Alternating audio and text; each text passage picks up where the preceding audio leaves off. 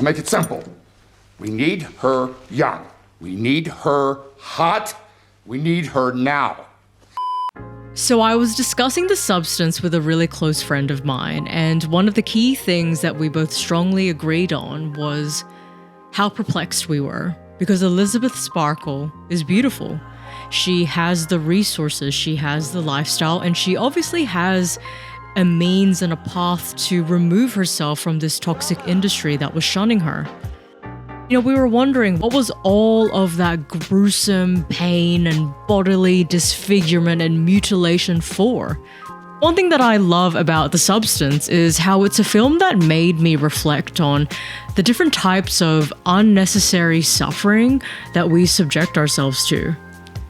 What type of suffering do we continue to put ourselves through to attain this evasive, fictitious standard that's dictated by others and not by ourselves?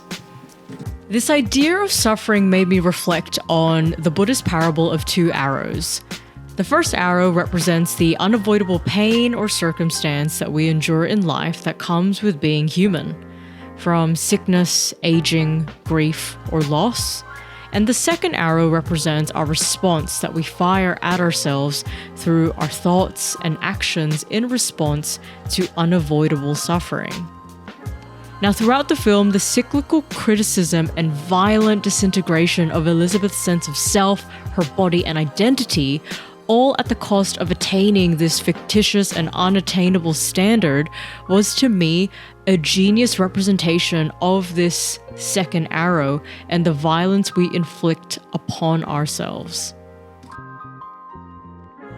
So I did recommend The Substance to a few friends, and to say the least, it's definitely not everyone's cup of tea. I understand how the gore and violence came across as too extreme for some. However, I thought it was a necessary element that was used effectively in The Substance. And let me explain why. Coralie Fargeat leverages the shocking element within the body horror genre as a mechanism to both capture and sustain the attention of viewers. In doing so, the violence demanded viewers to engage with the film's core message around the impossible standards that we place upon ourselves.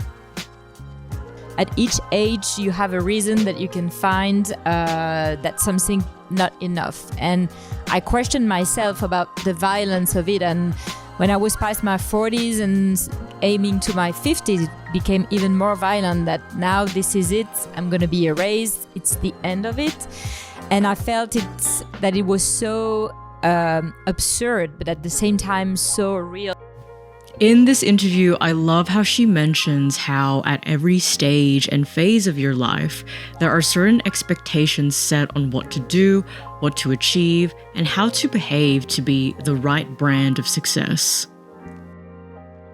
The film spoke to me as a woman in my 20s where I'm constantly being reminded of either, number one, my upcoming expiry date, aka when are you going to have children? When are you going to get married? And number two, the looming threat to just enjoy being in my prime. And ladies, don't let anybody tell you you are ever past your prime. Never give up. The expiry of a woman's prime is seemingly so short-lived and tends to be associated with the Goldilocks zone of our childbearing years, aka our 20s. Hey, did you know that a woman's fertility starts to decrease about the age of 25? How old is Jennifer? You better get busy. Now, to be frank, I think it's a bunch of bullshit. Yappa. Shut it, please. I understand the origins and the connotations of being in your prime, especially when we look into simple physiological factors. But in a world where having children is no longer the only priority for women, is the concept of what being in your prime looks like still relevant today? Is being in your prime something that can be measured beyond your age? Is this something that can be defined as a matter of achievement and success? For example, We all know who Vera Wang is, and she started her fashion line in her 40s.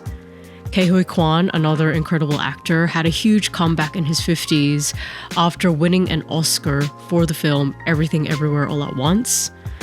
Brené Brown, she gained international recognition for her first TEDx talk and books in her mid-40s. And of course, we already alluded to her a little earlier in the video, but the iconic Michelle Yeoh won an Oscar in her 60s. For everyone mentioned here, was their prime in their 20s, or would you argue that their prime was when they were killing it in their career? Is your prime something that can grow and define with age as your goals shift throughout life? Interestingly enough, the fear of no longer being relevant and surpassing her prime was the catalyst to Coralie Fargeat's inspiration to making The Substance. So what is the cost of being in our own self-imposed prison of suffering? Now, The Substance, in the most genius way, materializes the cost of this pressure, something that lacks tangibility, through the nightmarish deterioration of Elizabeth's body. One of the reasons why I love The Substance is because it's a movie that goes beyond beauty standards. It's about the unattainable pressures that we put upon ourselves. This is why the bathroom scene tends to be the scene that audiences connect with, as we see the mounting pressure to achieve this fleeting and unreachable beauty standard. Elizabeth literally undergoes bodily mutilation to feel accepted and validated. The harrowing score combined with the obsessively tight close-up shots capture the nauseating and unnatural state that Elizabeth is in, and the horror of how this internalized violence has been tangibly expressed and externalized on screen. As the movie progresses into madness, Elizabeth can't help but continue taking the drug of validation that The Substance gives her in the form of Sue. This instigates an irreversible path, reinforcing the prison that she's created for herself. When we get to the scene where Elizabeth further deteriorates physically and calls the anonymous voice of God, the person orchestrating the substance, out of anguish for the balance not being respected, she asks something in a hopeful yet naive way. Will it go back to the way it was before? Now, as cliche as it sounds, the scene really brings home the concept you don't know what you have until it's gone. In this case, Elizabeth Sparkle didn't realize the value that she already intrinsically had until she was too far gone. Suffering was ultimately unnecessary, as her distress highlights that she's been chasing this unattainable delusion that she felt she had to reach. To me, this begs the question, how much are we willing to suffer? How much unnecessary suffering do we tolerate to pay the cost until it's too late?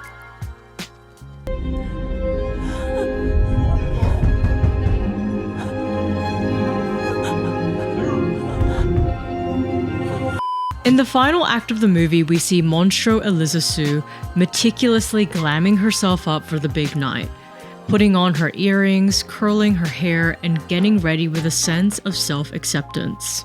This is in contrast to the devastating scene when Elizabeth Sparkle wipes off her makeup aggressively, and where she has this sense of defeat and self-disgust when getting ready for her date.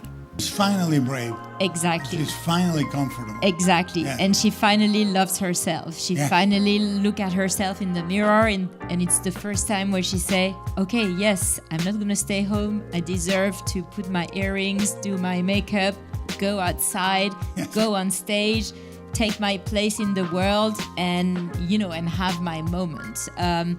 And to me, that's also when she say it's me, she finally saw herself for who she is and managed to love herself and have some tenderness that she was never able to have. And this goes back to my original point made earlier in the video. Do we really need to wait before we give ourselves the grace of self-acceptance? In terms of my own definition and what I've concluded from the film, being in your prime supersedes the definition of age. It should really be an evolving definition based on the different stage you're at in life.